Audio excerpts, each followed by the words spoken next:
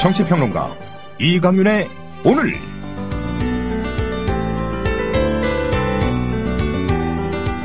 안녕하십니까, 이강윤입니다.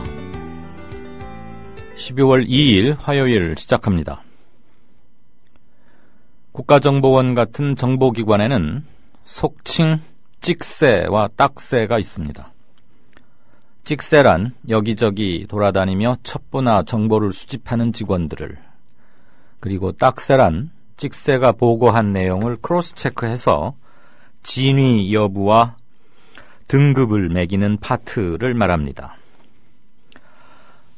딱새 파트에서 정보 등급을 매긴 뒤 원장 보고용 정보 또는 대통령 보고용 정보 또는 기관 통보용 정보 등으로 다시 정밀하게 간추려집니다. 각각의 정보는 점수로 환산돼서 부서별 등수가 매겨지고 직원 개인별 인사고과에 반영되기도 합니다. 국정원, 보안사, 국세청 조사국, 경찰청 사직동팀, 총리실 민정팀, 청와대 민정수석실 등의 직원이나 요원들은 대개 이렇게 움직입니다. 대한민국에는 이렇게 여러 기관의 정보 시스템이 고비용 구조로 돌아가고 있습니다. 그들의 경쟁과 때로는 실적주의 때문에 왜곡된 정보가 만들어지는 경우도 왕왕 있습니다. 그래서 국정 컨트롤 타워 기능을 하는 곳에서는 각 기관의 정보를 비교 평가하고 추가 확인 지시를 내리는 등의 업무도 대단히 중요합니다. 그런데 이번 정윤회 문건 파동을 보면서 제게는 한 가지 이상한 게 여전히 남아 있습니다. 문건 작성자인 박모 경정 얘기입니다. 경찰서 정보계통에서 잔뼈가 굵어가며 능력을 인정받아 경정 계급장 달고 청와대 민정수석실로 발탁되어 갔다면 그는 그 바닥에서는 베테랑 중에 베테랑입니다.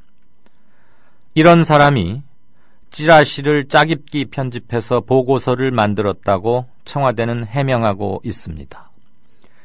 그 해명이 맞으려면 문제의 그 보고서는 요즘 이러이러한 내용의 찌라시가 돌고 있으니 이러저러한 대책이 필요함이라고 쓰는 게 기본이자 상식입니다. 그런데 문제의 그 보고서에는 정윤회 씨가 어떻게 했다고 함이라고 단순 전달식으로 쓰여져 있습니다. 그런 베테랑이 이렇게 엉성하게 보고서를 썼고 이 보고서가 검사 출신 비서관과 수석 비서관을 거치는 동안 아무런 수정 작업이나 재작성 지시 없이 청와대 비서실장에게까지 보고됐다는 것을 믿으란 말인가요? 더구나 그 베테랑 경정은 보고서 제출 후 얼마 안 된 어느 날 갑자기 일선 경찰서의 과장으로 좌천성 전보 발령이 납니다. 청와대 근무 후 승진해서 원청 복귀하는 건 관행이자 상식이기도 합니다. 이러고도 청와대 대변인의 해명을 믿으란 말입니까? 차라리 손바닥으로 하늘을 가리라고 하시지요. 잠시 후 시작합니다. 땀방울이 뻘뻘 나는 사우나 생각나시는 분들 많으시죠? 간편하게 집안에 설치할 수 있는 원적외선 사우나 땀방울! 지금도 조선일보를 구독하는 아버지와 국민TV 조합원 아들이 함께 만들고 세계 12개국에 수출하는 원적외선 사우나 땀방울! 2인용 사우나를 반신욕기보다 싼 가격 165만원에 판매합니다. 와우. 헤어드라이기보다 적은 전기 사용으로 전기료 걱정까지 싸! 이제 땀만 빼지 마시고 건강을 업하세요. 홈페이지는 www.kirc.co.kr. 문의 전화는 010-7713-2433 010-7713-2433. 국민TV 조합원 유리맛바님이 직접 설치해드립니다. 이웃나라 일본 연금제도는 어때? 2012년 기준으로 일본은 모든 국민에게 기초연금 77만 원을 지급하고 노동자에게는 별도로 후생연금 208만 원을 주고 공무원들에게는 공무원연금 282만 원을 지급한대. 그럼 국민들에게는 기초연금 77만 원에 208만 원을 더해서 285만 원을 주는 거네. 그렇지. 일본은 공적연금만으로 노후생활 70%를 책임져 주는데 우리나라는 사적연금과 국민연금 모두 합해서 노후생활 보장률이 30%밖에 안 돼. 그래? 우리나라와 일본 차이가 많이 나네? 국민 여러분, OECD 국가 중 공적연금 수준이 가장 낮은 나라가 일본입니다. 공무원연금을 낮출 게 아니라 국민연금을 공무원연금 수준으로 높여야 합니다. 공적연금 강화, 국민 여러분과 함께 만들어가겠습니다. 전국 공무원 노동조합. 주의가 이어지고 있습니다. 러시아 서쪽 베링해에서 좌초된 침몰한 사조산업 소속 원형어선의 실종자 52명에 대한 구조 소식은 지금 현재 한 명도 들어오지 않고 있습니다. 이것 또한 대형 참사로 이어지지 않을까. 물론 국적은 여러 나라이긴 합니다만 국적을 떠나서 수십 명이 또 참사를 당하지 않을까 하는 걱정이 듭니다. 오늘 뉴스 브리핑 시작하죠. 네, 김영민 PD. 예.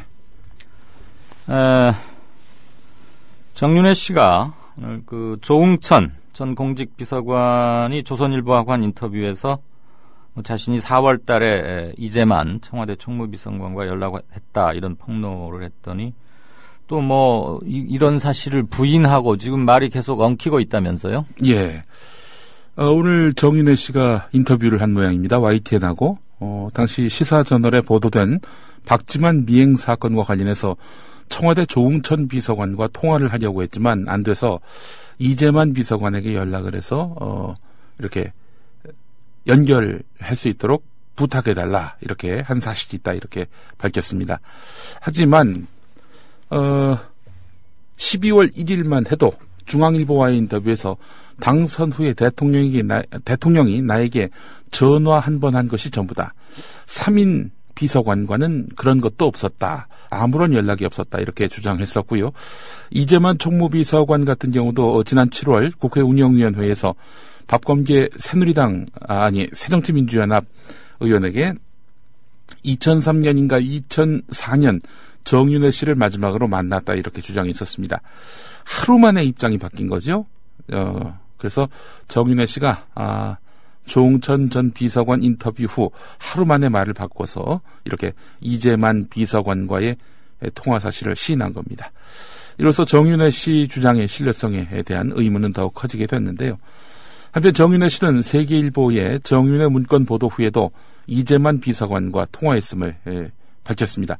정윤회 씨는 이번 사건 터지고는 내가 통화를 했다. 나도 언론 인터뷰도 하고 있는 그대로 왜 3인방과 이렇게 자꾸 문제가 불거지는지 이제는 나도 다른 이야기를 좀 해야겠다. 내 입장을 이야기해야 하겠다.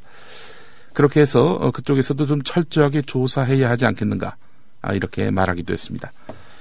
그렇다면은 세계일보의 그 보도 후에 이재만 비서관과 통화했다는 것, 그 시점이 그 어제 중앙일보와의 인터뷰와 오늘 그 사이라는 것이 맞다면 그렇다면 진실이겠지만은 만약 어제까지만 해도 뭐 전혀 이재만 씨하고는 통화한 바 없다라고 했던 정윤회 씨, 만약에 세계일보 보도 직후에 이재만 비서관과 통화했다면은 또 거짓말을 한 셈이 되는 거죠. 그렇죠. 근데 지금 문제는 4월 달에 통화를 했다는 거 아닙니까? 예. 그렇다면 그 방금 김 PD가 말한 마지막 부분은 전혀 입론의 근거가 없는 거고요. 예. 중앙일보하고 인터뷰는 7월 그리고 최근 이렇게 두 번 했던 거니까 네. 통화를 한 사실인 4월보다는 훨씬 뒤 아닙니까? 예. 그럼 어쨌거나 정윤회 씨가 정직하지 못했다. 네. 사실, 그러니까 지금까지 얘기한 것 중에 거짓말이 있는지 없는지는 좀 더 조사를 해봐야겠지만 네. 있었던 사실을 말하지 않았던 거는 일단 확인이 된 거네요. 예, 본인에 그렇습니다. 의해서. 그렇다면 그의 정직성이나 신뢰성은 당연히 훼손될 수밖에 없는 것이고 예. 그동안 뭐 잘못이 있으면 뭐 감옥에 가겠다 어쩌고 했다는 말도 상당히 그 뭐 호언 그냥 이렇게 언론을 상대로 해보는 그런 말일 가능성이 좀 더 높아진 것 같은데. 통상 이런 상황이라면은 이재만 씨에 대해서도 이 문건에 나온 내용 그대로 이 국정을 농단했다, 이런 의심을 하고 검찰이 수사를 해도 수사해야 되는 거 아닌가 싶은데, 아예 대통령이 어제 못을 박은 거 아닙니까? 뭐 근거 없는 사실을 갖고 논란만 키웠다, 뭐 이런 식인데요. 그래서 문건 유출만 사실상 조사하라, 이런 식의 그 가이드라인을 제시한 셈이 됐는데, 하루 만에 이렇게 정윤회 씨가 말을 바꾼 상황이 돼버렸으니 대통령의 입장도 정말 상당히 난처하게 됐습니다.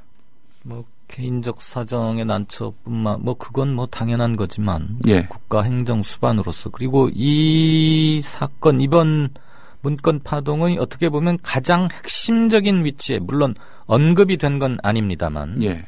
대통령이 그 한 가운데 있는 건 사실이죠. 예. 대통령을 둘러싸고 벌어지는 일들인 것이지, 예. 개인 이재만과 개인 정윤회, 개인 박지만이 이렇게 그런 건 아니지 않습니까? 그걸 예. 문제 삼는 게 아니니까.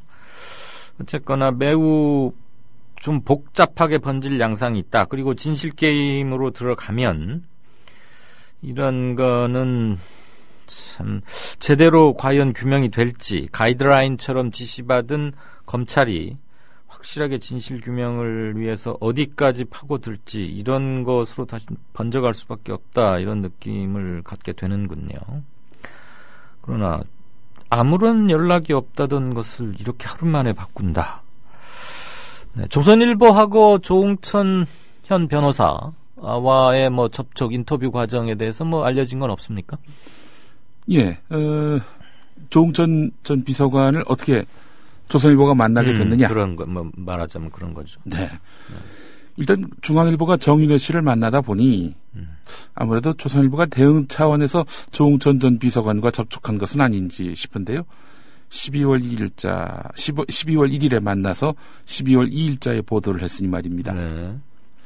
자, 일단 중앙일보가 정윤회 씨와의 인터뷰, 얼굴 사진까지 이렇게 실은 그런 뭐랄까요, 특종이라고 해야 되는지 모르겠습니다만은 특종 비슷한 특종을 했는데, 혼자 썼으니까 일단 특종이라고는 하는데 특종의 예. 교과서적 개념은 그렇다고 치고, 일단 단독 기사를 쓰긴 썼죠. 네, 그렇습니다. 오늘 조선일보의 보도가 아무래도 정윤회 인터뷰보다 훨씬 더 파괴력은 클 것 같습니다. 네, 청와대는 오늘 조응천 전 공직비서관이 조선일보하고 인터뷰에서 몇 가지 주장을 하지 않았습니까? 네. 그리고 조응천 전 비서관도 바깥에서 언론을 통해서 일방적인 주장을 펼칠 게 아니라, 네. 검찰에 가서 진실을 밝히는데 협조하기 바란다라고 이제 한때는 같이 일했던 조 전 비서관에게 정식으로 말하자면 좀 겨눈 거죠. 그 질타 과정하고 거기에 대한 조 전 비서관 반응, 이런 건 나왔습니까? 예. 청와대가 조응천 전 비서관이 조선일보와 인터뷰를 가지니까 난리가 났습니다. 그래서 오늘 민경욱 청와대 대변인이 춘추관을 찾아서 아예 조응천 전 비서관을 비난을 했습니다. 그리고 네. 일방적인 주장이라고 규정했습니다. 네. 자, 그러면서도 조응천 전 비서관이 폭로한 정윤회 씨와 이재만 총무비서관의 지난 4월 접촉 사실은 시인했습니다. 민경욱 대변인에 따르면은 이재만 총무비서관은 지난 3월 정윤회 씨가 박지만 씨를 미행했고 이를 공직기강비서관실에서 내사했다는 시사저널의 보도가 있었다. 정윤회 씨가 당사자인 자신에게 확인도 없이 내사가 진행된 것에 대한 억울함을 밝히고자 조응천 전 공직기강비서관과의 통화를 시도했지만 전화를 받지 않는다면서 전화를 받아달라는 말을 조응천 전 비서관에게 전달해달라는 내용의 전화를 했다는 인터뷰를 네. 정윤회 씨가 하고 있다. 정윤회 씨의 말 그대로다. 그렇지만 만남은 없었다고 한다. 이렇게 이야기했다고 하는데, 통상 청와대가 이렇게 감찰할 때 당사자한테 이렇게 양해를 구합니까? 왜 자기한테 양해도 구하지 않고 이렇게 진행을 하느냐라는 식으로 정윤회 씨가 조응천 전 비서관에게 뭔가 메시지를 전하려고 했다. 그건 참 납득이 가지가 않습니다. 지금은 납득 안 가는 게 한두 가지가 아니어서 말이죠. 예. 그것도 청와대가 이런 일에 발언 당사자를 향해서 비난을 하고. 어차피 그 검찰에서 조사를 제대로 한다면 예. 주장이 엇갈리는 두 사람을 불러서 환문 조사를 하는 것은 너무 당연한데 네. 청와대 대변인이 예. 기자실에 나와서 협조하기 바란다 이렇게 막 질타를 했다. 이것도 좀 모양은 그렇군요. 어쨌거나 지금 당황하고 있다는 것에 뭐 반증으로 보이기도 하고 네.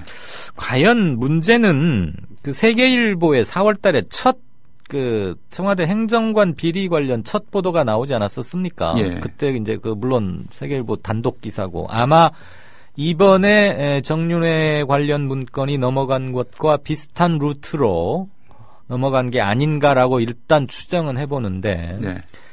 그 이후에 그러면은 청와대에서는 어떤 조치들을 취했는지 그 네. 과정에서 조 전 비서관을 네. 내보내는 과정에서 어떤 게 있었는지 조 전 비서관도 그 뭐 검사 출신이고 비교적 일 잘한다고 하고 그래서 뽑혀왔는데 예.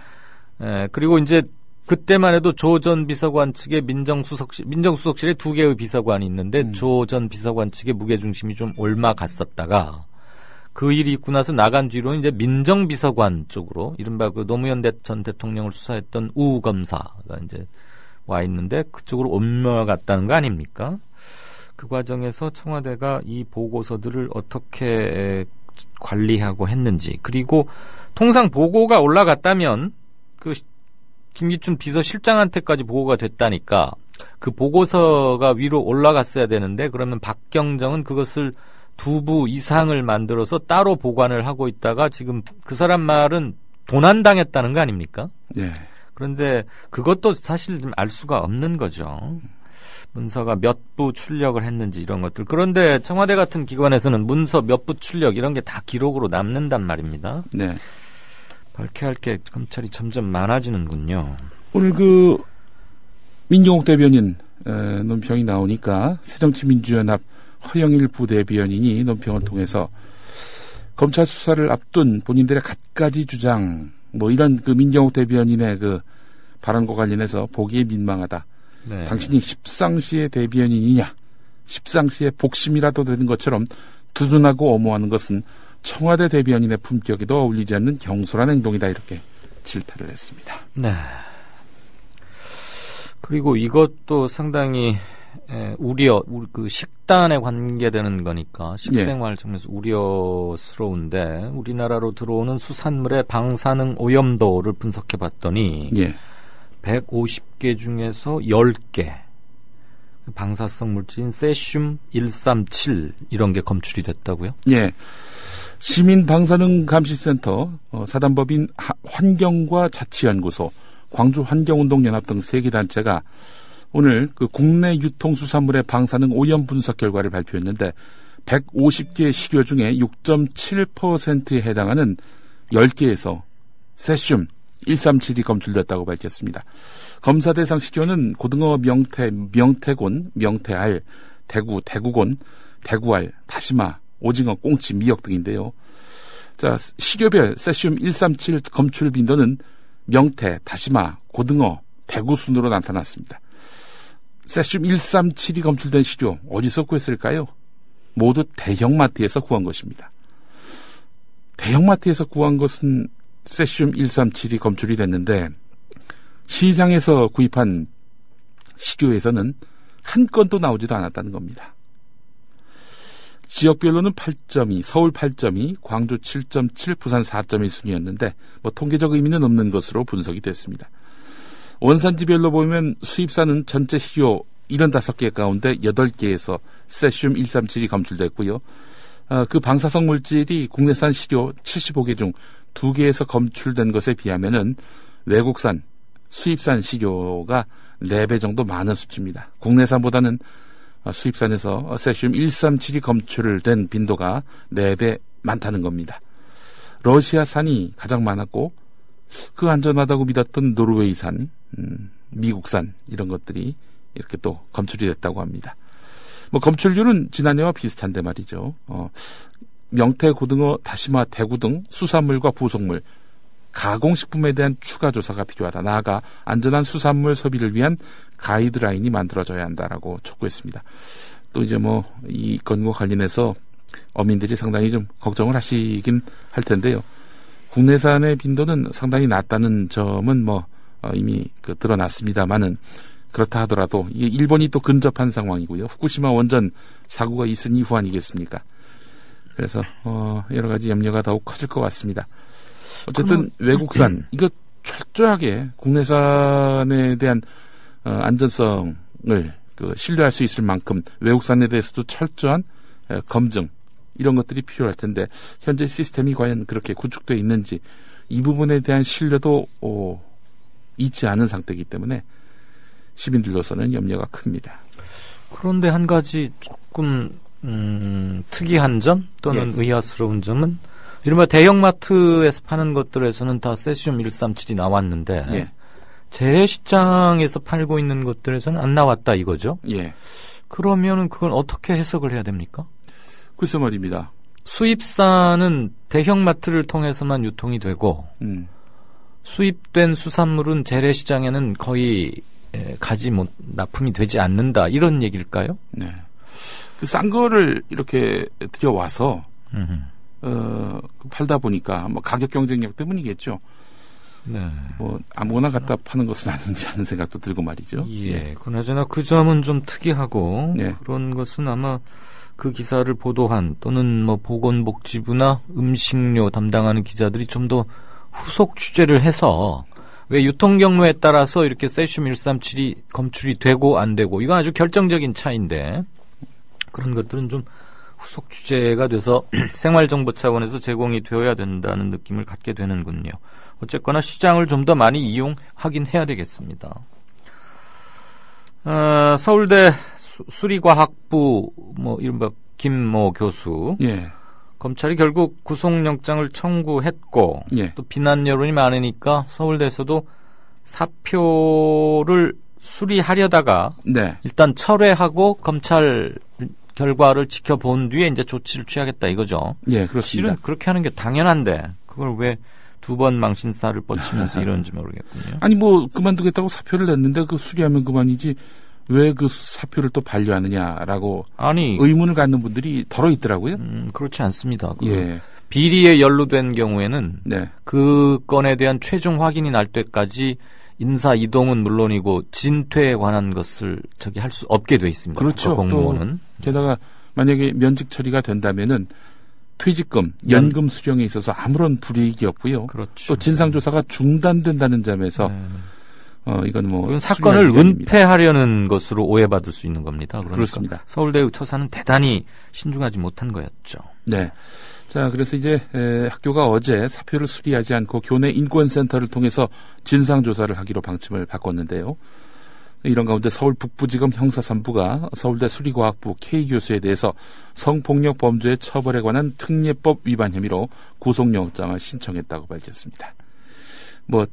이미 보도를 통해 아시겠습니다만은 지난 7월 서울 세계 수학자 대회를 준비하며 데리고 있던 다른 학교 출신의 20대 여성 인턴을 회식한 후에 서울 한강공원의 벤치에서 무릎에 앉히고 신체 일부를 만진 것으로 알려졌는데 이 사실이 알려진 뒤 서울대 커뮤니티에는 나도 성추행을 당했다라고 주장한 학생들이 무려 20여 명이나 이렇게 또 이 주장하는 것으로 나타났습니다. 자, 그래서 강제추행 혐의를 적용해서 이 K 교수에 대해서 구속영장을 청구했는데 귀추가 주목됩니다.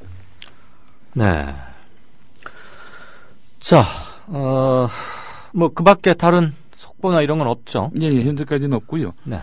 하여간 이 정윤회 씨 파문과 관련해서는 참 온 나라를 뒤흔들고 있네요. 네. 그럴 수밖에 없죠. 지금 1차 청와대 측 법률 대리인 변호사는 어제 조사를 했고 거명된 3명의 비서관을 포함한 청와대 측 인사들 그래서 검찰에서 출두 이런 게 오면 협의해서 나가겠다고 말은 하는데 두고 봐야죠.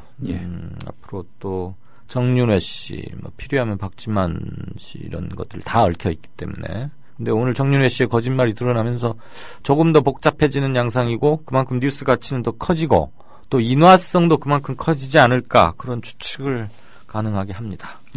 네, 지금까지 뉴스 브리핑의 김영민 PD였습니다.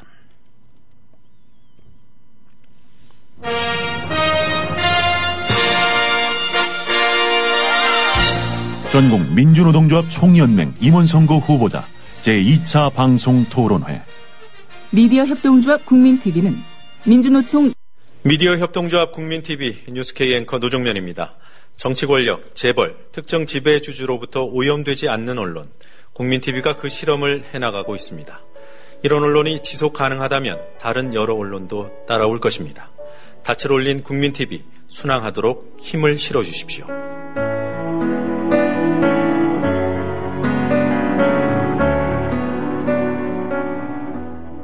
월 11,000원의 조합비 납입. 조합원 여러분의 많은 동참을 바랍니다. 자동납부는 미디어 협동조합 홈페이지 국민.tv 또는 서울전화 3144-0933, 서울전화 3144-7737로 신청하실 수 있습니다. 여러분에게 언론혁명으로, 그래서 자부심으로 보답하겠습니다. 네, 5시 56분 40초 됩니다. 우선 게시판을 좀 보고요. 다음 코너 진행하죠. 네, 세상이 자기 손바닥 안에 있는 줄 아는 한심한 사람들이 지금 국정에 참여하고 있다. 이런 말씀을 주셨네요. 돌조시 이모님. 네, 그 숱한 여지껏 정권들이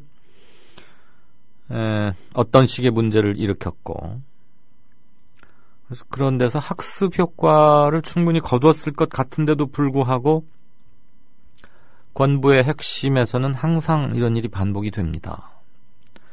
그게 아마 권력에 취해서 이런 일이 벌어지는 건지, 권력에 취해서 정상적인 사고 기능이 마비되고 합리적인 사고를 하지 못하고 그러면서 뭐 이런 게 아닐까. 그러지 않고서는 잘 납득이 안 가는 거죠. 아주 이상한 사람들만 청와대에 들어간다고 할 수는 없는 거 아니겠습니까? 인구 분포에 그냥 무작위 샘플링에 뭐 추출을 하는 통계를 본다고 치더라도 특별히 이상한 뭐 이런 것은 아닐 것이고, 오히려 각 방면에서 정련되거나 일가를 이뤘다고 인정받고 이런 사람들을 아주 고르고 골라서, 그것도 탈탈 여러 측면에서 청와대 근무하려면 일단 여러 가지 조회하는 게 굉장히 많죠.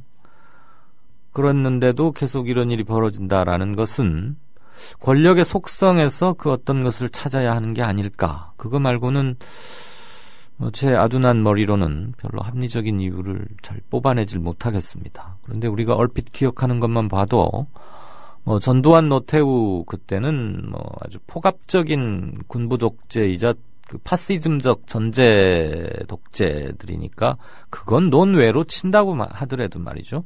국법이라는 게 제대로 기능하지 않았다고 치고, 87년 6월 항쟁 이후에 이른바 6월 시민항쟁의 승리의 소산인 현 헌법체제가 만들어지고, 그 이후에 김영삼, 김대중, 노무현 이렇게 평화적 정권교체, 그리고 선거를 통한 진영 간 정권의 이동, 교체, 이런 것들을 통해서 한국의 민주주의가 앞으로 나아가고 있다라고들 국내외의 모든 대부분의 많은 학자와 언론들이 그렇게 얘기를 모아왔건만, 물론 최근 몇 년은 좀 상황이 다릅니다만, 어쨌거나 역대 정부에서 항상 청와대의 핵심 또는 비서, 측근 이런 사람들 사이에 문제가 계속되고 있다는 것은 전혀 반면교사, 학습의 효과가 이루어지지 않고 있는 게 아닌가. 그렇다면 권력은 도대체 무엇이길래 그렇게까지 호되게 당하는 꼴들을 보고도 왜 이런 일이 계속 재연되는가. 이런 데서 이런 것으로 다시 돌아가서 한번 차분히 생각을 해봐야겠다, 이런 생각이 좀 듭니다. 매우 답답하고, 무엇보다도 아직도 이런 일이 계속되고, 더군다나 이런 일이 터졌을 때 그것에 임하는 청와대의 태도, 이런 것들이 또 대단히 실망스럽죠.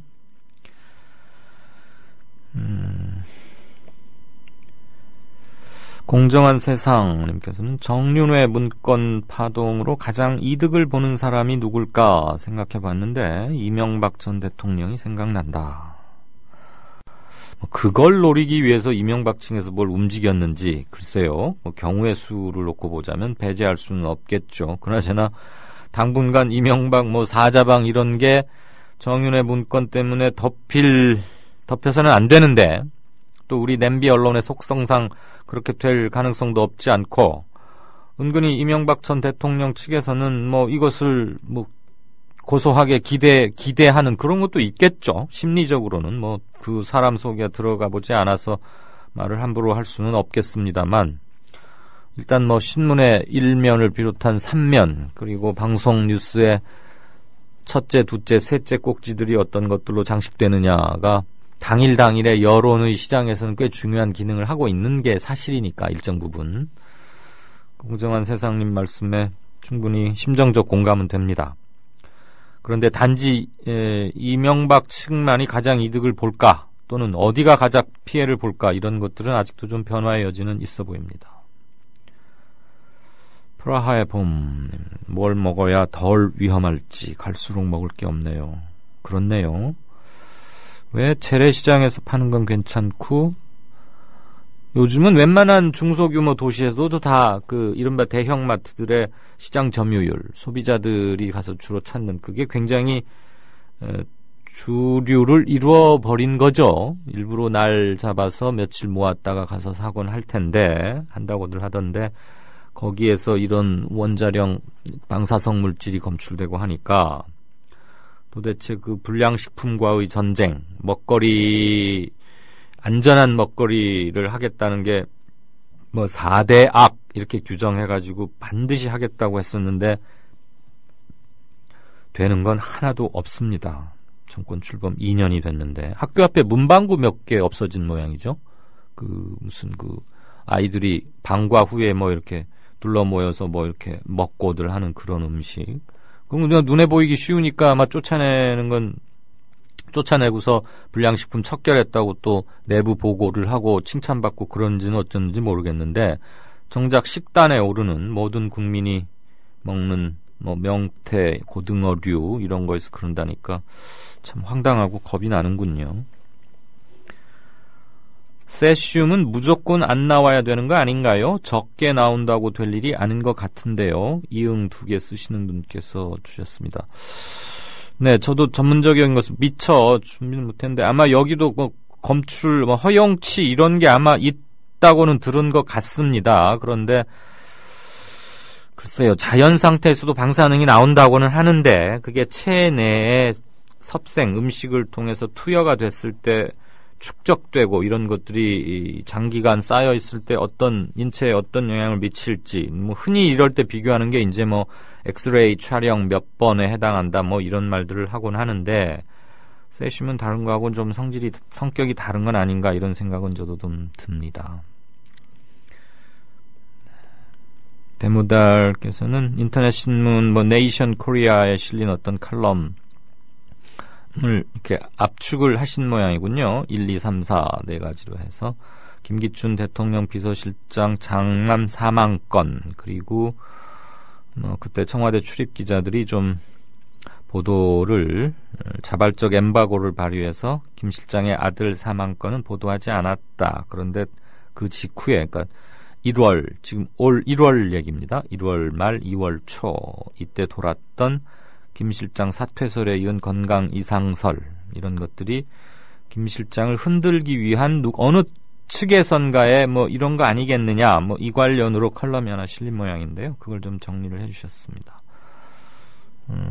여기서는 좀 사실 확인이 되어야 할 부분도 있긴 하겠죠. 이런 것을 컬럼으로 쓸 때 저도 뭐 일간지에 컬럼을 2년 넘게 연재를 하고 했습니다만 참 조심스럽습니다. 일단 팩트에 기초하고 그 위에서 벽돌을 쌓아가듯이 글을 써야 하는 건데 확인이 안 되는데 그게 대단히 중요할 경우에 그래도 확인이 안 되면 포기해야죠. 그 부분은 지금 인용해 주신 거 보니까 몇몇 가지는 조금 확인이 필요한 게 아닌가 생각이 들긴 합니다. 방송 시간이 퇴근 전이라 출석 체크는 잘 못하지만 늘 감사히 듣고 있습니다. 폴코님, 네, 고맙습니다. 사실 일하면서 이런 거 듣기 쉽지 않으실 텐데 말이죠. 어제자로 세계일보 사장이 바뀌었다고 하더군요. 세계일보 앞으로 행보는 어찌 될까요? 제가 알기로는 사장이 아니고 회장이 바뀌었고요. 통일교 계통의 선문대학교의 뭐 부총장인가 하고 있던 사람이 왔다고 들었습니다. 회장이 바뀌었는데 까마귀 날자 배 떨어지는 뭐 그런 거 아니겠어요? 그러니까 타이밍으로 봐서는 당연히 뭔가 관련성을 충분히 추론할 수 있겠죠. 세계일보는 공적 기관이 아니니까 세계일보 회장 긴급 교체에 대해서 국민에게 설명을 하거나 그럴 뭐 의무가 있는 건 아닙니다만, 글쎄요, 이번 보도를 했다고 뭐 세계일보를 뭐 어떻게 경영 뭐 그런지 함부로 하긴 하겠습니까? 더군다나 지금 이거는 아마도 제 짐작컨대는 세계일보에게 누군가가 제보를 한 그런 기사란 말이죠. 그래서 뭐 정권이 특별히 세계일보를 밉게 본다거나 만약에 그렇다면, 제가 뭐 세계일보를 좋아하거나 옹호하거나 그럴 생각은 전혀 없습니다. 더군다나 종교적 관련성도 전혀 없고요. 그냥 서울에서 발간되는 많은 신문 중에 하나라고 생각하는데, 이번 일이 있었다고 해서 세계일보에 무슨 언론 탄압으로 비칠 수 있는 어떤 조치가 취해진다면 그거야말로 잘못된 것이겠죠. 그게 이제 상식선인데 모르죠. 하도 무도한 비상식이 횡행해 왔었기 때문에 어떻게 될지는 지켜보겠습니다. 아무튼 사장이 바뀐 것과 이번 보도 파문이 무관하지는 않다고 추정은 됩니다. 타이밍상. 록 에이지스님, 정윤회 씨의 말은 믿음이 안 간다. 그런데 조응천 전 공직기강 비서관의 말이 최소한 신뢰라는 측면에서는 조금 더 믿음이 간다. 이런 얘기를 주셨습니다. 통화 내용은 바로 입증이 될 수 있는 거니까요. 그건 뭐 조응천 씨가 지난 4월 달에 이재만 비서관이 나한테 전화를 해왔다. 정윤회 씨의 전화를 좀 받으시지요. 이런 말을 했다. 이것은 그때 뭐 며칠경 그렇게 해서 전화 수발신 기록 보면 바로 나오는 것일 테니까요. 바로 들통날 거짓말을 설마 했겠습니까? 더군다나 지금 본인은 석연치 않은 이유로 청와대를 떠났다고 생각하고 있을 게 분명하니까, 이 과정에서 더군다나 검사 출신이고, 그러면 지금부터 하고 있는 말은 자신의 모든 향후 자신에게 분명하게 큰 영향, 특히 법적인 영향을 끼칠 것이라는 것을 누구보다도 잘 아는 상태에서 말을 하는 것이라고 미루어 짐작해 줘야겠죠. 그가 직업적인 법률가니까. 그렇다고 보면 확실한 말, 그리고 책 잡히지 않을 이른바 팩트들만 골라서 얘기하지 않을까 하는 생각을 합니다. 그에 반해서 정윤회 씨는 좀 격정적인 토로를 했던 것 같습니다. 중앙일보에. 더군다나 지금 이제 7월 달에 인터뷰를 한번 해놨는데, 이 사건이 이렇게 터지니까 그때 인터뷰했던 거를 이렇게 다시 가져다 쓰면서 최근에 몇 가지를 이렇게 추가 보충 집필한 흔적이 보이던데요. 되게 그런 식으로 아직 현안으로 부상하지 않았을 때 잠재적 뉴스메이커를 상대로 특정 언론사가 단독 인터뷰를 할 경우에는 인터뷰 시간도 굉장히 길고 형식도 좀 자유스럽고 마치 그 자서전을 쓰는 듯한 이렇게 얘기를 아주 장강대하로 털어놓기 마련이기 때문에 격정적이 되기가 쉽겠죠. 그리고 사실관계에 대한 확인이 좀 느슨할 수 있습니다. 그런 인터뷰에서는 일단 다 들은 다음에 이제 나중에 요모조모 알아보고 추가 인터뷰 같은 걸 요청해서, 첫 인터뷰 때 이런저런 얘기를 하셨던데 혹시 착각한 거 아니냐, 우리가 좀 알아보고 이리저리 했더니 요 부분은 뭐하고 안 맞더라, 뭐 이런 건 오갈 수 있죠. 근데 지금 록 에이지스님의 말은 충분히 동의가 가능한 그런 말씀으로 짐작이 됩니다. 오늘 조금 게시판을 어제 최근에 잘 못 보고 했기 때문에 오늘은 좀 소상히 챙겨보겠습니다. 사도 요한께서는 또 이런 견해를 주셨네요.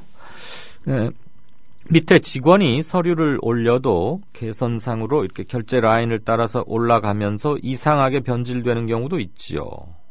그렇죠. 차상급자 또는 그 상급자들이 이런 건 좀 추가하자거나 이건 좀 문제가 있는 거 아닐까? 톤다운 하자. 충분히 그런 얘기는 있죠. 통상적인 문서의 결제상. 그런데 잘 지나갈 수도 있는데 사고가 터지면 덤탱이를 쓰게 되고 한숨만 나온다. 그러니까 지금 세계일보를 통해서 보도된 그 문건이 오로지 그 박경정이 본인 책임하에 다 작성이 된 건지, 또는 그런 얘기도 했다는 거 아닙니까? 자기는 시키는 대로 타이핑만 한 거다.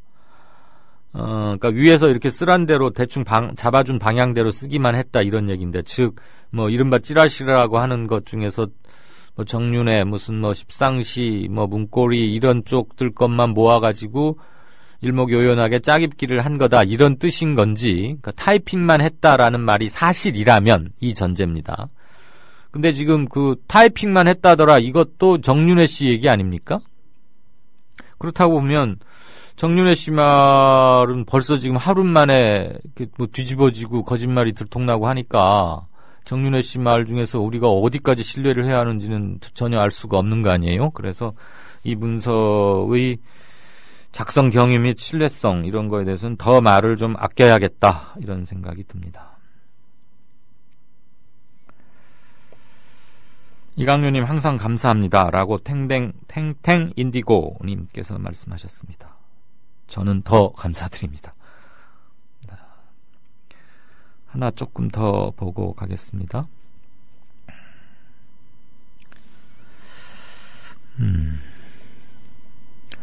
이건 뭔가요?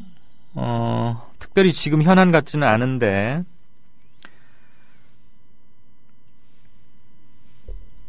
교황 집무실에 걸려있는 글귀랍니다. 아마 인격 수양이거나 또는 우리로 하여금 평소에 잊고 사는 것들 이런 거 잘 챙기도록 하는 귀한 말씀 같은데 상당히 깁니다. 12가지나 되네요. 우리 한번 짬이 나면 읽어보시고 이 중에 몇 개 항목 이런 거 해서 뭐 책상 앞이라거나 어디 휴대폰에 넣어놓고 가끔 꺼내봐도 좋을 것 같습니다. 좋은 말씀 주신 이것도 읽기가 힘든 닉네임이에요. 느낌표 3개 감사합니다. 지금 현 프란치스코 교황을 말씀하시는 거겠죠? 교황 집무실에 걸려있는 글귀라는 게. 네, 고맙습니다. 조금 있다가 상황 봐서 다시 한번 게시판은 보겠습니다.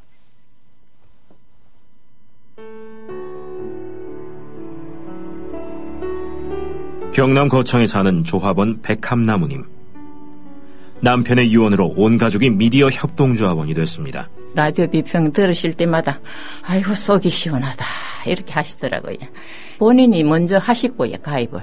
예, 그 뜻을 이제 알았기 때문에 손자 손녀 뭐 6명까지 뭐 그렇게 이제 다 가입을 하게 됐지. 작고한 부부는 왜 국민TV 조합원 가입 이것이 이 시대에 꼭 필요한 언론운동이라고 확신했을까요? 가슴 아픈 가족사가 있었습니다.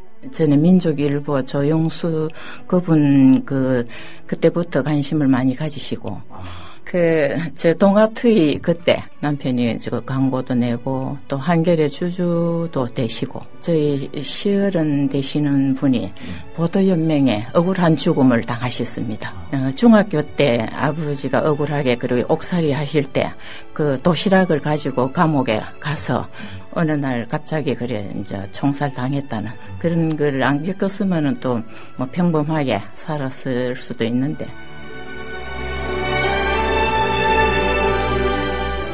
여러분도 공정언론 건설에 함께하지 않으시겠습니까? 국민.tv 미디어 협동조합 홈페이지에 들어오셔서 조합원으로 가입해주세요. 전화 서울 3144-7737, 3144-0933으로도 하실 수 있습니다. 이강윤의 오늘, 이제는 정가 산책으로 함께합니다. 정치권 동향, 생생하게 풀어드릴 분은요. 네, 한국일보 양정대 기자, 안녕하세요. 네, 안녕하세요. 바쁘죠? 오늘 뭐 예산안 처리되고 네. 그 12월 1일에서 국회 또 조간 시간들 마감 시간에 맞춰서 막 뭐가 터져 나오대요. 그러니까요. 기사 빨리 갈무리 하시도록 제가 최대한 짧게 진행해 드릴게요. 예, 고맙고 미안합니다. 네, 자, 정윤회 감찰 문건 파문. 네. 뭐 정윤회 거짓말도 들통나고 뭐 조응천 비서관도 입 열고 그러면서 계속 확산세인 것 같아요. 네, 이게 뭐 확산 일로 딱 이 말이 정확한 얘기일 것 같은데요. 네. 말씀하신 대로 지금 조응천 전 청와대 비서관이 오늘 사실 조선일보하고 작심 인터뷰다 뭐 이런 얘기가 나오는데 네. 어제 정윤회 씨가 중앙일보 보도를 빌어서 이 중앙일보하고 인터뷰를 통해서 했던 얘기, 사실 또 거기다가 박근혜 대통령이 이 속 비서관에 의해서 했던 얘기, 뭐 거의 정면으로 반박하는 내용들 아니었습니까? 네. 실제로 3인방에 대해서 내가 워치견, 이 감독견 이 역할을 했고, 그리고 실제 문건의 내용의 60-70%는 사실일 거다. 예, 예. 뭐 이런 얘기도 했고, 거기다가 그 안봉근 비서관이 뭐 경찰 인사에 개입했을 가능성, 그리고 그동안에 이제 인사 관련해서 이 검증이 진행되는 동안에 제대로 검증 못하고 뭐 중간에 인사가 나기도 하는 등 사실상 공직기관 비서관실의 기능, 역할 이런 것들이 침해를 받아왔고, 네. 자기가 나온 뒤로는 오히려 이 공직기관 비서관실은 훨씬 위상이 격화됐다, 이제 이런 얘기까지 다 쏟아냈는데, 네. 오늘 정윤혜 씨가 그 이승만 비서관하고 총무비서관하고 뭐 10년 넘게 연락도 없었다, 뭐 이런 얘기를 했다가 그게 이제 거짓말인 게 확인은 됐는데, 어쨌든 청와대가 거기에 대해서도 또 해명을 한 건 뭐 전화 통화는 했지만 만난 적은 없다, 뭐 이렇게 얘기를 하고 있지 않습니까?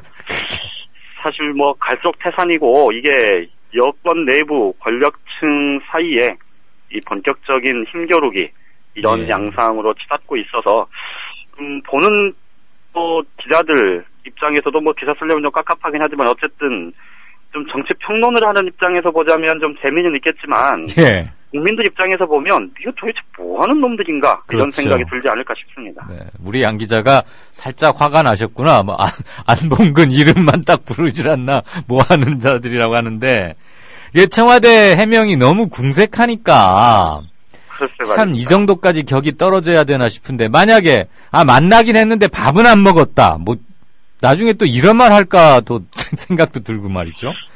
제가 오늘 이른바 그 십상시라고 칭해지는, 네. 이 이른바 이제 친박계 보좌진 10명, 예, 예. 그 인사들 중에 지금 8명이 거기 십상시로 칭해지는 사람들 중에 이제 8명이 고발인 명단에 들어있고, 그렇죠. 2사람이 지금 들어있지 않지 않습니까? 예. 그 들어있지 않은 사람은 한 명이 지금 이제 김무성 대표의 그 당대표 비서실에서 근무를 하고 있고요. 예. 다른 한 명은 지금 최경환 기획재정부 장관, 이 거기 이제 정책보좌관으로 있습니다. 네. 그러니까 이제 이 두 사람은 사실 약간 좀 한 발 떨어져 있는 상황이어서 이 두 사람은 고발인 명단에 포함이 돼 있지는 않은데, 이 사람들과 가까운 한 사람 만나서 얘기를 좀 들어봤더니, 예. 이쪽에서는 이게 진짜로 어제도 뭐 잠깐 나온 얘기이긴 합니다만, 이게 아니땐 굴뚝에 연기 나겠느냐 라는 쪽에 또 무게를 두고 얘기를 하더라고요.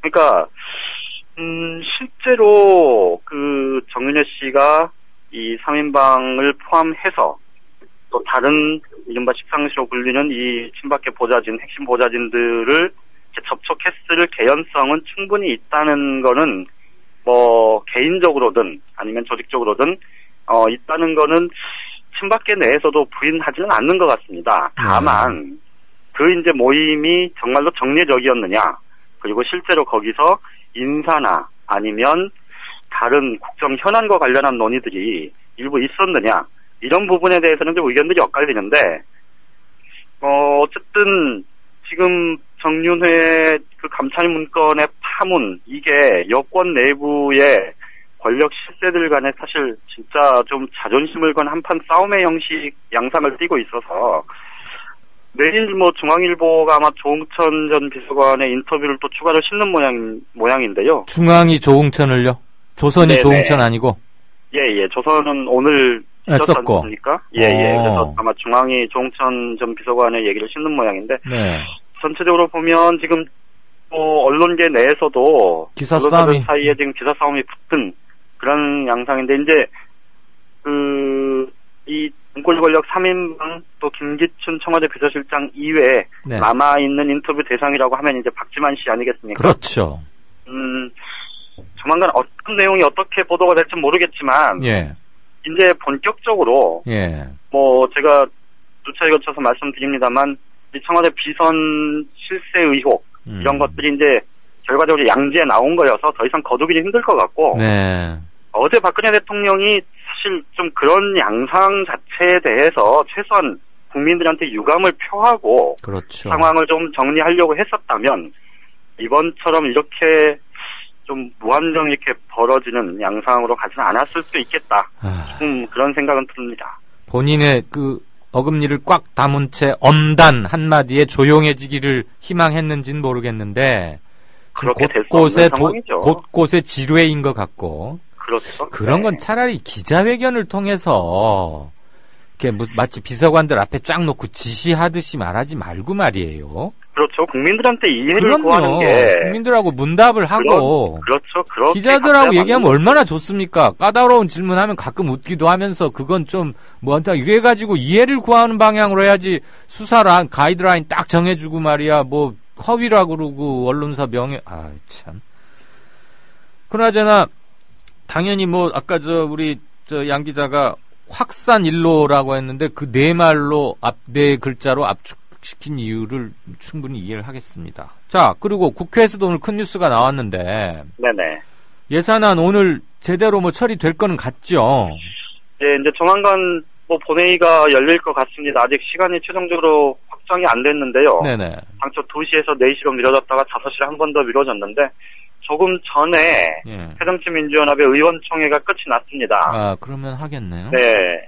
그래서 아마 한 7시쯤에는 따르면 7시, 8시쯤에는 이제 본회의가 열리게 될 것 같은데 최종적으로 예산안과 예산부수법안 처리는 아마 그냥 진짜 추정입니다만 자정 다 되면서 마무리되지 않을까 싶습니다. 예, 뭐 법정 시한을 안 지키려고. 근데 담배세 가지고 아직 조금 뭐가 덜 풀린 게 있다면서요? 담배값 2,000원 인상하는 거는 이제 됐는데. 여야가 지난번에 합의를 했고 그것도 이제 부수법안 내용으로 이제 확정을 했고요. 예. 그 담배값 관련해서는 사실 이제 그동안에 담배 경고 문구는 들어있지만 경고 그림이나 사진 이거 그러니까 그거 이제 넣어야 된다 뭐 이런 주장들이 많았잖아요. 예. 그런데 그게 이제 사실 그 업계 뭐 로비나 뭐 이런 것 때문에 이제 잘 안 되고 있다 이런 지적들이 많았는데 이번에 사실 법안에 그 내용이 같이 포함이 돼 있습니다. 예. 그런데 사실 뭐 엄밀히 따지면은 담배값에 경고 그림이나 사진 넣는 거는 사실 예산 문제하고는 별개잖아요. 그렇죠. 네. 그래서 이제 그거를 따로 떼서 추후에 논의하자 이렇게 지금 잠정 결론을 냈고 그렇게 지금 정리가 된 상태입니다. 예, 아무튼 그 서홍관이라고 서울대 의사이자 금연운동협의회 이끌고 있는 분이 있는데 이번에 그거 되게 됐다고 굉장히 좋아하더니 또 막판에 또 시무룩해지겠네요. 그나저나 예산안 통과하고 나면 여야 사이에 일대 대충돌이 뭐 불가피할 것이다 이런 관측들이 나오는데 그거 맞습니까? 그러면 우리는 또 숨죽여 가만히 있어야 됩니까? 일단 국민 여론이 좀 쓸데없는 짓 좀 하지 말고 사실관계 명명백백하게 밝혀내라 뭐 이 정도 요구를 해야 되는 상황 아닐까 싶은데 말씀하셨던 대로 사실 이제 12월 2일 예산 끝나고 나면 조금 이제 그 마지막 쟁점 법안들에 대해서 좀 여야가 좀 진지하게 논의하면서 가야 될 텐데 그거보다는 지금 정치 현안들 특히나 지금 정윤회 그 감찰 문건 같은 경우는 박근혜 대통령이 개헌을 블랙홀이라고 그랬는데 사실 엉뚱하면서 지금 블랙홀이 형성된 건 아닙니까? 그렇죠. 그래서 이 문제가 사실 최대 쟁점이 될 수밖에 없는 상황이 됐고 이미 지금 야당에서는 이게 이제 특검 활용이나 아니면 상설특검 활용이나 국정조사 카드를 이미 지금 제시를 해놓은 상태고 그래서 오늘까지는 지난주 금요일 날 이제 여야가 며칠간 국회 공전시키다가 이제 합의해서 예산 처리에 합의를 해서 오늘은 이제 뭐 밤 12시 다 돼서 예산 처리가 끝나고 나면 딱 나흘간의 협력 이후에 아마 내일 0시부터는 아마 또다시 무한 공방으로 추단지 않을까 지금 그렇게 예상이 됩니다. 공방거리는 뭡니까? 뭐 대체로 말씀드렸듯이 그러니까 정윤회 문건과 관련한 부분이 지금 가장 큰 핫 이슈가 됐고요. 거기다가 이제 여야가 그동안에 그 자기들 입장에서 굉장히 좀 주격하고 강조해왔던 이 사자방 국정조사 그리고 이 공무원연금 개혁 이런 정치 현안들이 지금 같이 맞물려 있는 거죠. 그럼 개헌 얘기는 또 힘이 빠지게 되나요? 이러면? 사실 지금 상황에서 개헌 얘기를 쉽게 꺼내기는 힘들 것 같은데 그런데 이제 오늘 정의화 국회의장 뭐 아시다시피 대표적인 개헌론자 중에 한 명 아닙니까?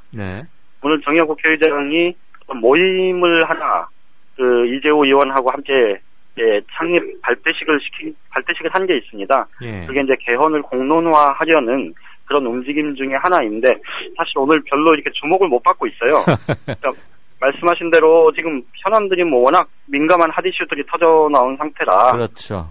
개헌 문제 자체가 탄력을 받기는 당분간은 좀 쉽지 않은 상황인 것 같습니다. 햇빛이 있을 때 건초를 만들어라 그런 서양 속담이 있는데 예. 건초 만들려고 풀베다 보니까 날씨가 확 바뀌어버렸어요. 더군다나 또 새정치연합은 2월 초에는 전당대회 열어가지고 새 지도부 꾸리고 하면 지금부터 2월까지는 좀 이러지 않겠습니까?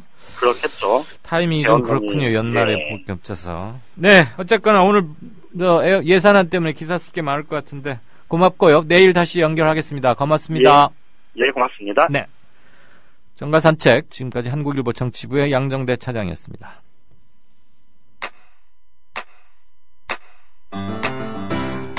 국민라디오 지지하는 4가지 방법 아시나요? 다운로드하기, 별점 주기, 댓글 달기, 구독하기.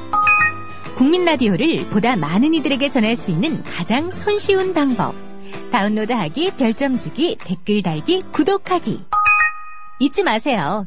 다운로드하기, 별점 주기, 댓글 달기, 구독하기.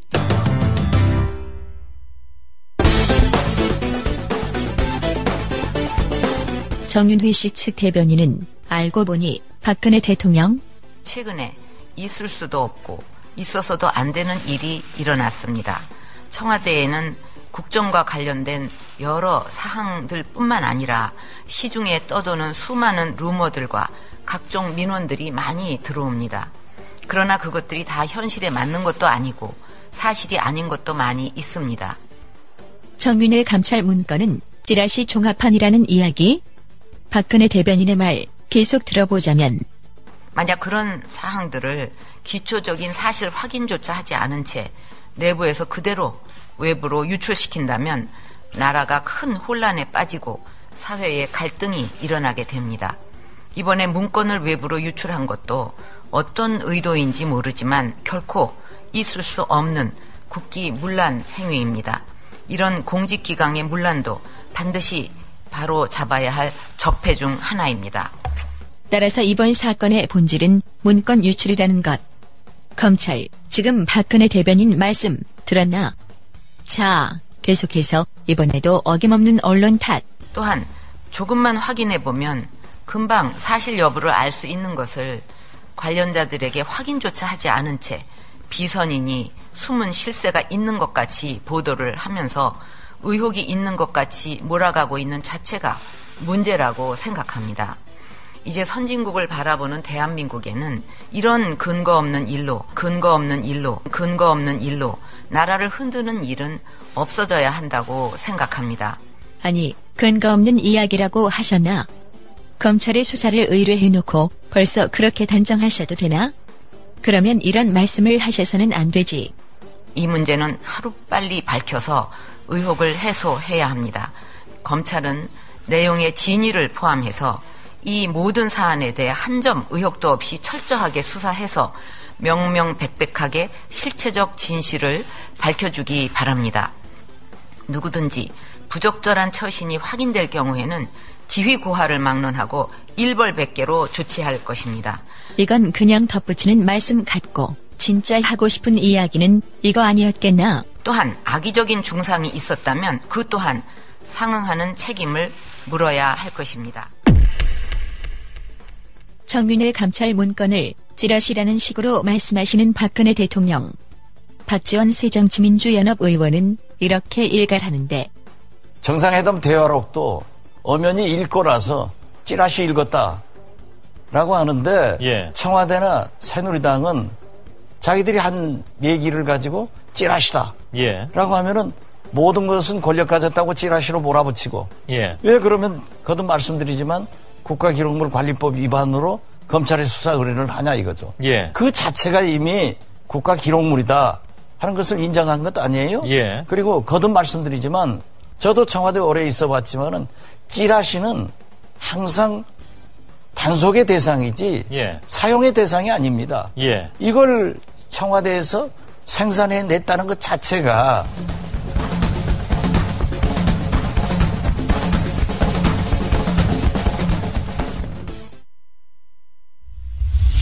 지금 여러분께서는 정치평론가 이강윤이 진행하는 이강윤의 오늘을 듣고 계십니다. 이강윤의 오늘은 팟캐스트 포털 팟빵에서 다시 들으실 수 있습니다. 의견과 건의가 있으시면 게시판에 남겨주세요. 네, 진짜 인터뷰 시작하겠습니다. 너무 단일 메뉴여서 청취자 여러분들께서 조금 얘기가 그거밖에 없나 이러실 수도 있을 텐데 중요한 뉴스고 앞으로 인화성이 상당히 크고 어디까지 어떻게 번질지 모르는 사안이니까 인터뷰도 정윤회 국정농단 문건 파문 관련입니다. 새정치민주연합, 그러니까 제1야당이 정윤회 문건 파문과 관련해서 추가 폭로를 예고했습니다. 야당이 이번에는 그동안 실추된 그리고 실망을 주었던 것들에서 좀 회복할 수 있을지 관심입니다. 신문사들의 움직임도 취재하고 또 정당과 국회에도 함께 취재하고 있어서 조금 더 다양한 각도에서 바라보는 매체죠. 미디어 오늘의 조윤호 기자 연결합니다. 조 기자 안녕하세요. 네, 안녕하세요. 네, 상당히 급히 섭외 연락이 갔는데 예. 응해줘서 고맙습니다. 네, 감사합니다. 네, 큰 기사가 뻥 터지면 추운 줄도 잘 모르죠? 예, 저희 정신이 없어서 지금 되게 혼란스러운 상태에 있습니다. 네, 저도 어제 오늘 계속 미디어 오늘 등을 비롯해서 몇몇 일간지 기자들하고 하도 아침 저녁 가리지 않고 전화를 하느라고 전화 취재에 응하느라고 네. 목이 막 쉴 정도인데 네. 저도 미디어 오늘에 많이 품앗이를 해줬으니까 예. 미디어 오늘 측에서도 이강윤의 오늘에 기여를 해야죠. 자, 예, 알겠습니다. 네. 편히 말씀하시란 뜻이었습니다. 네. 그 야당이 추가 폭로하겠다 이러는데 야당이 이번 카드를 쥐고 있나요? 그게 이제 확실히 아직까지 밝힌 건 없는데요. 네. 이제 다만 제가 아까 김광진 새정치민주연합 의원하고 통화를 했습니다. 그래서 지금 김광진 의원은 이제 비선실세 국정농단 진상조사단에 속해 있는데요. 예. 아까 김광진 의원이 말하기를 지금 이제 김기춘, 박지만, 정윤회 이 세 사람의 삼국지가 펼쳐지고 있고, 그리고 오늘 조선일보 인터뷰 내용처럼 이재만 비서관과 조응천 전 비서관의 말이 달라지는 일들, 이런 보도들이 계속 나오고 있다. 네. 네. 이런 상황을 조금 더 지켜보면서 가지고 있는 카드를 까면 되지 않을까 싶다. 이런 식으로 말씀을 하셨거든요. 그래서 이 부분이 조금 새정치민주연합이 정윤회 국정 개입 사건 관련돼서 추가적인 폭로를 좀 준비하고 있는 것이 아닌가라는 생각을 하게 하는 대목인 것 같습니다. 그러니까 주로 김광진 의원을 지금 생각하고서 말하는 거죠? 예, 그렇습니다. 김광진 의원이 이런 말을 했던 건 얼핏 기억이 나긴 납니다. 문건 말미에 보면 살짝 그건 공개도 일부 됐는데 정윤회 씨를 만나는데 최소한 7억 정도는 준비해야 한다. 이런 규정도 있었다라고 언급을 했던 것 같은데. 네, 그렇습니다. 지금은 문건 자체의 신빙성이 일단 확인이 안 되고 있으니까 어디까지 믿을 수 있고 그 중에서도 어느 대목이 더 하이라이트인지 이런 거는 좀 이제 봐야 하겠는데. 아무튼 민주당에서 새정치연합에서 뭔가 있다고 기자실한테 슬슬 살짝 얘기는 한다 이 말이죠. 예. 그러니까 이제 아까 김 의원이 이런 말씀도 하셨거든요. 이제 제가 어떤 걸 갖고 있는 거냐라고 이렇게 이제 여쭤봤더니 이제 지금 가지고 있는 것을 공개할 필요가 있겠냐. 그러니까 청와대 반응을 보면서 청와대 쪽에서 이제 의혹의 사실 여부에 대해 아니라고 이야기를 했을 때 사실을 입증하는 차원에서 더 공개를 할 거다. 이런 식으로 말씀을 하셨어요. 그리고 이제 박지원 의원도 다들 아시다시피 CBS와 인터뷰에서 이제 10분의 1. 네, 10분의 1 발언도 하셨고 그래서 그런 부분들을 참조했을 때 민주당이 조금 새로운 의혹이나 근거들을 가지고 있지 않나라는 생각을 하게 됐습니다. 정말 그 카드는 상대가 모를 때 그리고 저 카드가 뭘까라고 궁금증이 고조될 때 최고의 유력을 발휘하는 거니까 예, 그렇습니다. 카드가 있다고만 알려줘야지 뭐라고 말하면 이미 그건 김이 새버리는 거죠. 그 말은 예, 맞죠. 그렇죠. 예. 그나저나 만약에 이러다가 네네. 카드가 별게 아니라 그러면은 속칭 뻥카라 이래가지고 이제 체면은 구기는데 예, 그러지는 않을 거라고 일단 믿어봅시다. 그리고 네네. 방금도 얘기가 일부 나왔는데 박지원 의원이 얘기한 10분의 1 정도밖에 아직 까지지 않았다. 그럼 10분의 9는 뭘까요? 글쎄 이제 박지원 의원이 말을 하기는 뭐 사생활 문제라고 말씀을 하셨잖아요. 네. 그런 것들 그게 누구의 사생활 문제인지는 확실하게 얘기 안 하셨지만 이제 그런 문제들이나 아니면은 조금 새정치민주연합 쪽에서 그 7억 이야기했듯이 네. 이제 뭐 인사개입 관련된 사안이 아닐까 뭐 이런 추정들을 많이 하고 있는 것 같습니다. 네. 그래요. 네, 그렇습니다. 그리고 아까 네. 이제 드리려다 못 드린 말씀 중에 하나가 예. 저희가 또 세계일보 쪽도 한번 취재를 했거든요. 예. 근데 이제 세계일보 쪽에서는 지금 이제 상황이 좀 급박하게 돌아가고 예.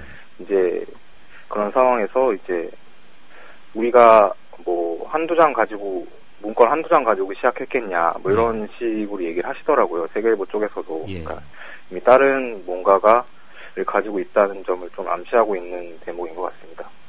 예, 그러고는 뭐 그것도 이제 상식적으로 추정은 할 수 있죠. 이런 네, 큰 그렇죠. 싸움을 벌이게 되면 한두 개 가지고는 아니고 시리즈 적어도 네. 한 5번 정도는 끌고 나가야 되는 것이고 네. 타 언론들이 어떻게 받아주느냐인데 문건 사진을 공개하면서 그러니까 28일 3일째 되던 날 그러면서 네. 이제 타 언론들이 다 일거에 달라들기 시작했고 정윤회, 조웅천 뭐 이렇게 이제 데뷔하면서 막 새로운 사실이 나오고 있는 거 아닙니까? 예, 그렇습니다. 세계일보도 뭐 타이밍을 봐가면서 사실 지금 요번 레이스의 촉발자라고 할 수 있으니까. 예, 그렇죠. 네, 그 점은 안 그래도 좀 이따 물어보려고 했는데. 그나저나 네. 세계일보 회장은 왜 갑자기 바뀌었답니까? 그 문제는 이제 여러 가지 좀 해석들이 있더라고요. 네. 이제 그 눈치를 본 게 아니냐, 이런 외압 아니냐, 뭐 이런 의혹도 있는데요. 이제 그러니까 또 알아서 기는 차원에서 네, 네. 바꿨다? 예, 네. 그런 시선도 있는데 이제 네. 또 한편에서는 세계일보 내부에서는 오히려 이제 이 새로 바뀐 회장이 좀 더 강경하게 나갈 수 있는 성향을 가진 사람이다. 그래서 이제 지금 진짜 싸움을 대비해서 이제 조금 뭐 맞짱을 뜰 준비를 한 것이다. 뭐 이런 해석도 있더라고요. 전력 강화 차원에서 사령관을 네, 네. 바꿨다. 이런 네. 얘기도 있단 말이죠. 해석 세계일보 내부에서는 그런 이야기를 하시는 분들이 좀 있었습니다. 네. 그 전임 회장은 누구고 신임 회장은 누군지 프로필 파악이 혹시 좀 돼 있는 상태입니까? 저희 아마 기사에는 다른 기자가 취재해서 쓸 건데 네. 이제 제가 지금은 정확히는 알고 있지 않거든요. 네. 예.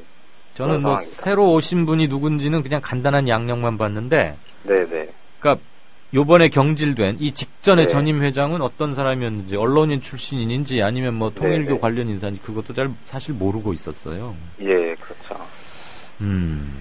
그리고 그 정윤회 만나려면 한 7억 정도 준비해야 한다라는 그 부분에 대해서 뭐 좀 혹시 취재된 게 있습니까? 제가 질문을 하면 좀 들려줄 뒷얘기나 이런 게 혹시 준비가 돼 있으세요? 뒷얘기라기보다는요, 이제 사실은 김광진 의원은 이런 말씀을 하시더라고요. 이제 이 7억이라는 대목에 주목해야 될 부분이 이제 이 문건을 보면은 우리가 뭐 예를 들어서 정윤회에게 이 일을 이런 뭐 일을 청탁을 하려면 7억 원을 준비해야 한다. 이런 뉘앙스가 아니라 네. 이제 그를 만나려면 7억을 준비해야 한다. 이 말이잖아요. 그러니까 네. 이게 좀 이런 일들이 비일비재했을 수 있다. 네. 조금 그러니까 이게 일반 특정한 상황에 대한 명시가 아니라 그냥 이제 되게 보편적인 상황에 대해서 얘기를 서술을 한 것이기 때문에 네. 조금 이런 일이 비일비재했을 수 있고 뭐 따라서 뭐 그런 부분에 있어서 자금 추적이나 이런 게 필요하지 않나 뭐 이런 말씀도 하셨습니다. 그나저나 얼마나 실력자이고 얼마나 민원을 잘 해결해주면 만나는 비용만 해필 7억이랍니까? 5억이나 10억도 아니고 저는 그거는 조금 그런 부분에서는 사실 워낙 비상식적이니까 네, 그렇죠. 신빙성이 떨어지기도 하는데 네. 제 청취자 여러분들에게 한 말씀 잠깐 드리자면 제가 지금 조 기자와 인터뷰를 하면서 이렇게 이 질문을 하면은 답변이 가능하겠습니까? 라고 묻는 이유는 이렇게 뭐 살살 부드럽게 하려는 뜻이 아니고요. 불과 지금 몇십 분 전에 긴급 섭외가 돼서 사실 서로 질문지나 이런 걸 충분한 상의 또는 뭘 좀 새로 취재했는지 뭘 말하자 이런 것들에 대한 긴밀한 의사소통이 없었기 때문에 제가 전혀 엉뚱하거나 준비가 안 된 질문을 하면 또 결례일 수도 있고 그래서 제가 이렇게 조심스럽게 애둘러서 질문을 하는 거니까 행여라도 청취자분들께서는 오늘 이강윤 앵커가 왜 이렇게 살살 봐주면서 하나 이런 오해는 하지 마십시오.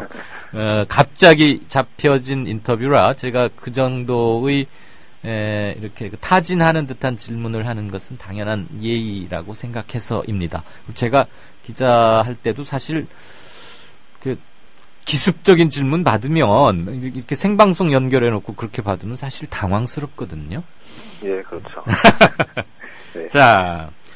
어제 이 얘기는 오늘 모든 조간들이 다 쓰고 또 조금 전에도 한 얘기니까 너무 이렇게 길게 하실 필요는 없을 것 같은데 그래도 우리 조 기자의 시각에서 그리고 지금 야당 쪽 얘기를 주로 하는 거니까 그쪽에서 포인트를 잡아서 답변을 부탁합니다. 대통령이 어제 사실상의 수사 가이드라인을 제시한 거나 마찬가지란 말이에요. 예, 그렇죠. 그리고 검찰도 이렇게 이제 두 파트로 나눠서 사건을 배당했는데 문건 유출에 아무래도 방점을 두는 양상이죠. 대통령이 거기에 액센트를 아주 국기문란이다 이러면서 세게 말을 했으니까. 그런데 야당은 그래도 검찰 수사의 일말에 좀 희망은 걸고 있는 게 아닌가 그런 표정이 읽히던데 야당 분위기는 어때요? 일말에 기대를 갖는 분위기도 있긴 한데요. 주로 검찰 수사에 기대할 게 없다는 관측이 좀 더 많은 것 같습니다. 대표적으로 이제 어제 이제 대책 회의를 가졌었는데 이제 그 안에서도 이제 검찰이 제대로 수사를 안 하면 특검이 필요하다. 제지의 말들이 굉장히 많았고 그리고 또 특히 또 박근혜 대통령이 말씀하신 대로 수사 가이드라인을 사실상 내렸기 때문에 이제 검찰이 그거에 어긋나서 행동할 가능성이 거의 없지 않습니까? 그래서 물론 특검도 따지고 보면 그렇게 될 수 있는데 그나마 좀 특검이 필요하지 않나라고 생각하는 것이 좀 검찰 수사를 믿는 방향보다는 조금 더 많은 것 같습니다. 특검을 주장해야 하겠지만 그게 받아들여질 가능성이 높지 않다면 이건 그냥 구호나 슬로건 또는 요구, 일방적 요청에 그칠 가능성이 크단 말이에요. 예, 그렇죠. 근데 이루어지지 않을 가능성이 아주 높은 특검보다는 훨씬 이루어낼 가능성이 많은 국회라는 공간을 통한 어떤 이렇게 접근이거나 조사위원회 이런 것을 해서 일단은 기회를 잡아가는 것도 좋아 보이긴 한데 야당에 그런 얘기는 안 나옵니까? 그러니까 이제 여론전을 할 것처럼 많이 보이는데요. 이게 아까 말씀드렸듯이 이제 추가 폭로도 사실 어떻게 보면은 여론전이잖아요. 근데 이게 추가적으로 더 폭로를 하고 또 여론의 어떤 지지를 이끌어내고 이런 상황들을 더 주력을 할 것 같습니다. 이제 김광진 의원도 아까 저랑 통화를 했을 때 그 권력의 힘이 이렇게 지금 집권한 지 얼마 되지도 않았고 그래서 그런 상황에서 검찰 수사는 물론이고 특검을 해도 먹힐까 이런 말씀을 하시더라고요. 그래서 그런 취지에서 이런 상황을 보면서 가지고 있는 카드를 까겠다 이런 식으로 하신 거기 때문에 조금 특검 같은 경우는 이제 주장을 하시는 거긴 한데 그거에 회의적인 시각도 또 있는 것 같습니다. 네, 그렇죠. 정치는 항상 여러 의견이 있는 거고, 상황과 정서, 타이밍, 이런 걸 봐서 어느 카드를 골라드는, 이제 그게 살아있는 정치인데. 네, 그렇습니다. 그나저나, 우리 지금 조 기자는 주요 출입처랄까? 담당하는 데가 어디입니까? 제가 원래 미디어 관련 부서들을 얼마 전까지 출입을 하다가, 이제, 정확히는 어제부터 국회를 출입하게 됐습니다. 아이고.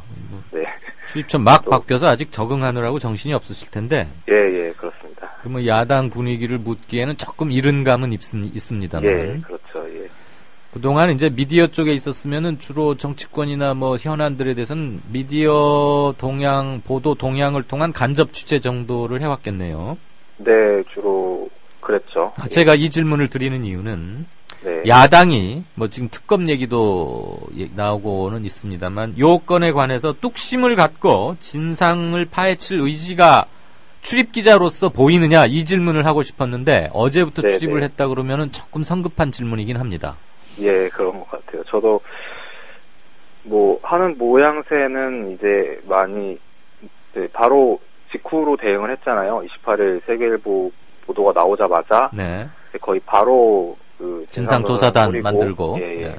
뭐 이런 조치들 뭐 그리고 회의도 이제 계속 이어가는 모습들은 조금 의지를 보여준 거라고 할 수 있는데 네. 이제 그게 실제로 조금 이루어질 수 있을 것인가 이제 네. 여러 가지 한계가 있지 않습니까? 지금 검찰 수사도 잘 안 될 가능성이 높고 특검을 주장한다고 받아들여지지 않을 수도 있고 네. 이런 상황에서 이제 야당이 어디까지 폭로를 해서 이제 조금 그 지지를 받을 수 있을까라고 하는 부분에 있어서는 조금 전략이 좀 필요한 시점인 것 같습니다. 네. 긴급하게 연락을 했고 그래도 같이 또 우리 저 국민 TV 라디오의 다른 프로그램에도 우리 조 기자 나오고 있죠? 예, 지금은 안 나오고 있죠. 아, 그래요? 과거에 네. 예, 나온 적이 있습니다. 새로 출입처 옮겼으면 기자는 항상 설레이는 겁니다. 마치 학년이 네, 바뀌어서 그렇습니다. 새 책가방에 새 책을 넣고 새로운 교실에 가는 기분일 터이니까 네. 즐겁게 분투적으로 취재하시고 좋은 소식 있으면 우리도 바로 메신저로 연결해서 네. 미디어 오늘과 국민TV 이강윤의 오늘 이렇게 시너지 효과도 만드십시다. 네. 특종을 제가 보완은 유지해 드릴 테니까 두 네, 매체를 통해서 키우자는 얘기죠. 그 야당이 뭔가 카드를 지금 준비하고 있다. 이게 지금 우리 조 기자와의 얘기에서 가장 제목으로 뽑아낼 수 있는 말 같습니다. 그게 뭘지 좀 더 관심을 갖고 지켜보고 나중에 적절한 타이밍에 다시 한번 인터뷰 연결하죠. 고맙습니다. 네, 감사합니다. 네, 지금까지 진짜 인터뷰 미디어 오늘의 조윤호 정치팀의 조윤호 기자 연결해서 정윤회 문건에 관한 야당 측의 입장이나 준비 태도 이런 것들을 좀 들어봤습니다. 바로 게시판을 조금 보고요. 날씨가 요즘 초미의 관심사니까 날씨 전해드리도록 하겠습니다. 아, 이거 참 심정은 딱 이런데. 네, 달구진님께서 콩가루 남매에서 콩가루 정권이다. 네, 더 이상 제가 가타부타 뭐라고 드릴 말이 필요 없겠네요. 워렌 버핏 67쪽에서 손바닥으로 하늘을 가려온 청와대와 새누리당 조직적 관권 선거와 여러 가지 국정에서 많은 무리가 있었는데 이번 십상시 게이트는 반드시 척결돼야 한다. 정윤회 게이트에서 십상시 게이트로 재명명하셨군요. 네, 충분히 이해가 갑니다. 더불어살자님은 조금 다른 박근혜 대통령을 식물 대통령으로 만들 게 거의 확실한데도 문건을 폭로한 이유가 뭔지 이해가 잘 안 간다. 결국 공멸의 길로 갈 수도 있다는 걸 알았을 텐데 정말 이해가 안 간다 이 말씀이죠. 그러면서 자칭 보수 세력은 진정으로 나라를 위한다면 박근혜를 탄핵하고 새로운 인물을 내세워 국민의 심판을 받아야 할 것이다. 아, 예. 굉장히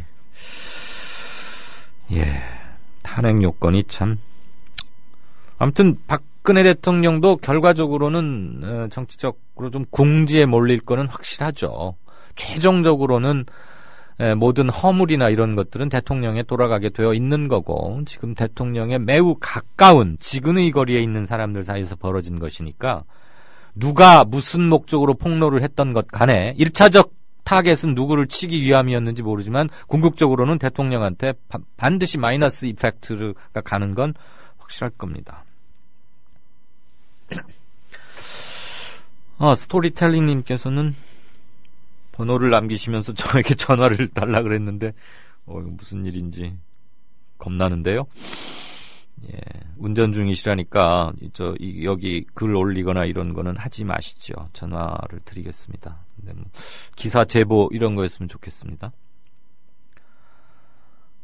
이렇게 님께서는 사자방 비리는 또 한 번 풀리지 않을 거대 떡밥에 묻히는 건가? 사실 지금 이게 대단히 우려스럽고 개헌 문제보다 사자방 비리가 더 현실적이고 급하고 반드시 지금 매듭을 짓지 않으면은 좀 실기하는 게 아닌가. 물론 뭐 다음 정권에서 할 수는 있겠습니다만 많은 통계들이 나오고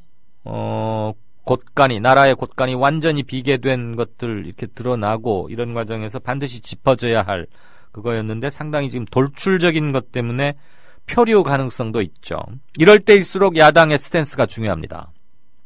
계정을 딱딱 나눠서 왜 여자들 머리 딸 때 보면 갈래를 2개로 할 거냐 3개로 할 거냐 4개로 할 거냐 이렇게 하잖아요. 그래서 삐삐머리처럼 2군데로 할 건지 포니테일처럼 이렇게 뒤로 한 갈래로 할 건지 딱 정해서 각각 계정을 나누고 야무지게 따 나가면 되는 건데 막 시골 장터에서 새 장군이 와가지고 막 소란 사람 끌어들려고 뭐라고 하면 또 그리 몰려갔다가 또 다시 또 이쪽으로 이렇게 우왕좌왕하면 안 된단 말이죠.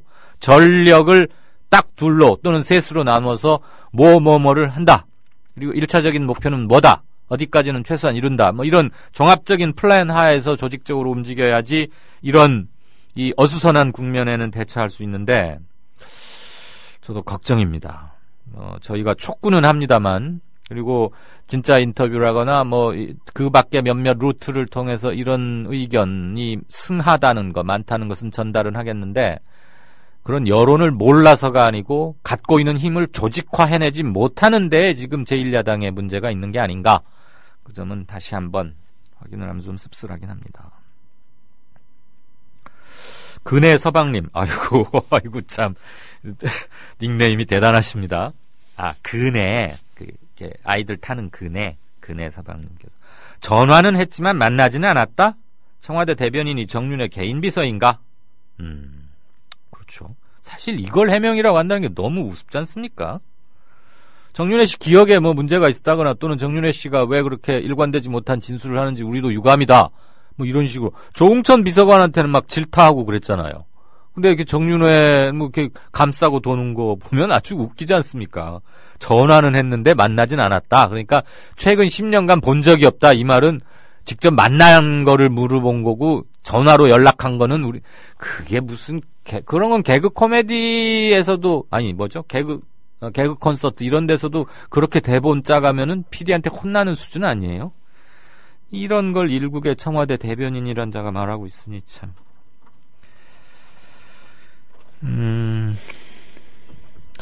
근해 서방님이 아주 촌철 오늘 그러시네요. 대한민국 국민 중에 청와대에 전화해서 이 사람 저 사람 전화 받아라 할 수 있는 사람이 몇이나 될까요? 몇 안 되겠죠.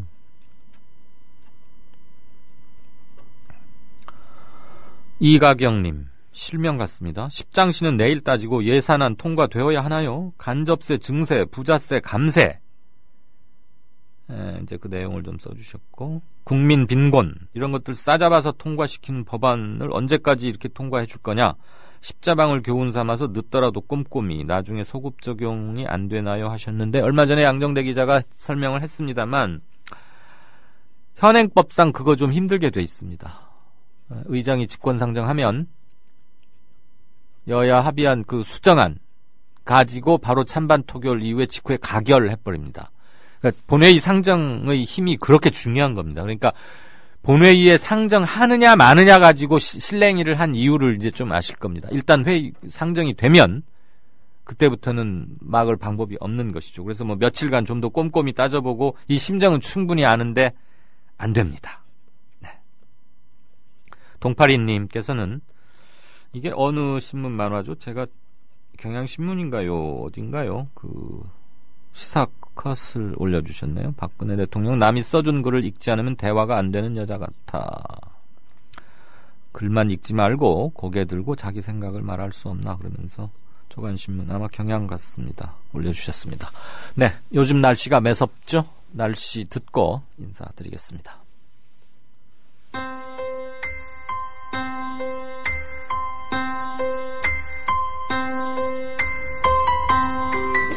계절의 시계가 겨울을 가리킨 지 고작 이틀밖에 되지 않았는데 벌써 한겨울이 찾아온 것 같습니다. 매서운 추위와 함께 칼바람이 불면서 몸이 저절로 움츠러들고 또 시민들의 발걸음이 빨리 재촉되고 있습니다. 이 시각 현재 기온은 서울이 영하 3도, 대관령이 영하 8도, 대전 0.3도, 전주가 1도, 대구가 0.5도 가리키고 있습니다. 바람이 불면서 몸으로 느끼는 추위는 실제 온도보다 5도 정도 더 낮은데요. 초속 5m가 넘는 강한 바람이 불면서 실제 온도와 체감온도의 차이가 크게 벌어지고 있는 상황입니다. 현재 충남 서해안으로는 계속해서 눈이 내리고 있습니다. 오늘 전북 고창군과 부안군, 제주 산간에는 대설특보가 내려졌고요. 이 지역에는 밤사이 최고 10cm의 눈이 더 내릴 것으로 예상됩니다. 또 오늘 밤부터는 서울과 경기, 강원 영서, 그리고 경상도 서부 내륙에도 눈이 날릴 것으로 예상됩니다. 큰 피해 없도록 대비 잘해주셔야겠습니다. 내일 아침 기온은 오늘보다 소폭 올라서 서울에서 영하 4도로 출발하겠고요. 강원 지역은 영하 10도까지 떨어지겠습니다. 낮 기온도 오늘보다 조금 오르긴 하겠지만 종일 추위는 오늘처럼 계속될 것으로 보입니다. 날씨를 마칩니다.